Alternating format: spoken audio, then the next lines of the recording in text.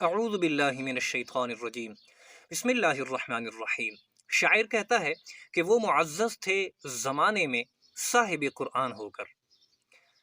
صحابہ کرام رضوان اللہ تعالی علیہم اجمعین صاحب قرآن لوگ تھے، اسی لیے تو وہ زمانے میں معزز ترین لوگ تھے۔ آقائے دو عالم صلی اللہ تعالی علیہ وسلم کی زندگی مبارک میں، ان کی حیات مبارکہ میں صحابہ کرام رضوان اللہ تعالی علیہم اجمعین افضل ترین لوگ تھے دنیا میں، لیکن ان کے جانے کے بعد بھی صحابہ کرام رضوان اللہ تعالی علیہم اجمعین نے اعمال صالحہ کی اعلیٰ ترین روایت قائم رکھی، اور جب تک صحابہ کرام رضوان اللہ تعالی علیہم اجمعین زندہ تھے تو انہوں نے اسی روایت کو قائم رکھا کہ جس طرح عقائد عالم صلی اللہ تعالی علیہ وسلم کے زمانے میں وہ اپنے اعمال صالحہ پر قائم رہتے تھے۔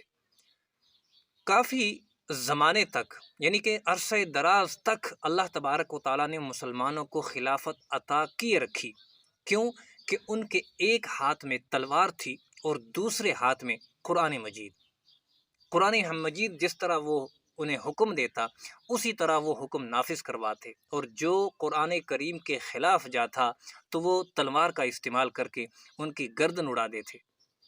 قرآن میں جس جس چیز کا جیسا جیسا حکم ہے، صحابہ کرام رضوان اللہ تعالی علیہم اجمعین نے اس حکم کو نافذ کر کے دنیا میں اعلیٰ ترین مثال قائم رکھی انصاف کی۔ ان کے زمانے میں انصاف کا بول بالا تھا، زمانے میں لوگ خوشحال تھے، غریب ضرور تھے، غربت ضرور تھی، لیکن کسی کو کوئی کمی نہیں تھی، اخلاقیات کی اعلیٰ ترین مرتبے پر فائز تھے وہ لوگ۔ اسی لیے تو شاعر کہتا ہے کہ وہ معزز تھے زمانے میں صاحب قرآن ہو کر، اور آج کا مسلمان ذلیل و خوار ہے تارک قرآن ہو کر۔ یہ دوسرا مصرع میں اپنی طرف سے کہتا ہوں کہ آج کا جو مسلمان ہے وہ تارک قرآن ہو کر ذلیل و خوار ہوتا رہتا ہے۔ قرآن حکم دیتا ہے کہ جب بھی دین اسلام پر کوئی مشکل وقت آئے تو تلوار اٹھاؤ اور کھڑے ہو جاؤ کفر کے سامنے، کھڑے ہو جاؤ اس دیوار کو توڑنے کے لیے کہ جو دیوار اسلام کے راہ میں رکاوٹ بننے کے لیے حائل ہوتی ہے۔ توڑ دو وہ تمام زنجیریں، توڑ دو وہ تمام رکاوٹیں جو اسلام کو روکنے کے لیے، اسلام کو توڑنے کے لیے قائم کی جائیں۔ اللہ تبارک و تعالیٰ نے آج بھی مسلمانوں سے یہی وعدہ کیے رکھا۔ قرآن کریم کا وعدہ ہے کہ اللہ تبارک و تعالیٰ ان لوگوں کو خلافت عطا فرماتا ہے کہ جو اعمال صالحہ کرتے ہیں اور احکامات ربانی پر عمل پیرا ہوتے ہیں۔ آج بھی اتر سکتے ہیں بدر کی طرح مسلمانوں کی مدد کو فرشتے، کہ اگر مسلمان وہی اعمال لے کر آئیں کہ جس طرح بدر میں صحابہ کرام رضوان اللہ تعالی علیہم اجمعین کے اعمال تھے۔ مسلمان ذلیل و خوار ہے، وجہ یہ ہے کہ ہم نے قرآن کریم کو الماریوں تک محدود رکھا ہے۔ قرآن کریم کو نہ تو ہم سمجھنے کی کوشش کرتے ہیں، سمجھنا تو دور کی بات، ہم اسے پڑھنا تک جو ہے نہیں چاہتے۔ ہمارے پاس وقت ہی نہیں ہے کہ ہم قرآن کو پڑھ کر سمجھنے کی کوشش کریں۔ انتہائی افسوس کی بات ہے کہ مسلمان کس سمت چل پڑا ہے۔ مسلمان ثابت کرنا کیا چاہ رہا ہے کہ آیا آج کا مسلمان پہلے زمانے کے مسلمانوں سے بہتر ہے؟ کیا ان کا ایمان زیادہ بہتر ہے یا وہ زیادہ پڑھے لکھے ہیں؟ صحابہ کرام رضوان اللہ تعالی علیہم اجمعین کے زمانے میں جو لوگ عالم دین تھے، یا جو لوگ جو دین کے بارے میں جانتے تھے، دین کو سمجھتے تھے، اور جس طرح انہیں دین میں فصاحت و بلاغت حاصل تھی، کیا آج کے زمانے کے لوگ ان سے آگے نکلنے کی کوشش کر رہے ہیں؟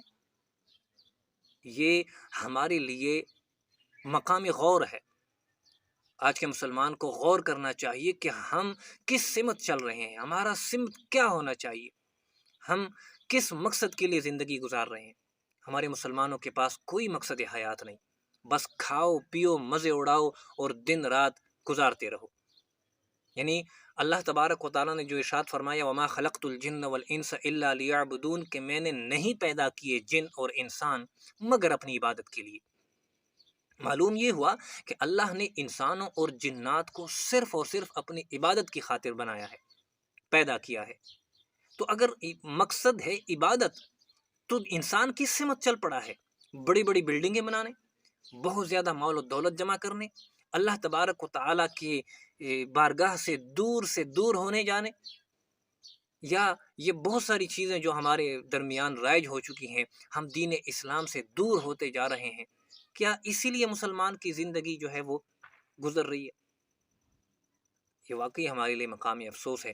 آئیے غور کریں کہ وہ لوگ جو معزز تھے زمانے میں، وہ قرآن کی وجہ سے تھے، اور آج کا مسلمان جو ذلیل و خوار ہو رہا ہے، اس نے قرآن کریم کو ترک کر دیا ہے۔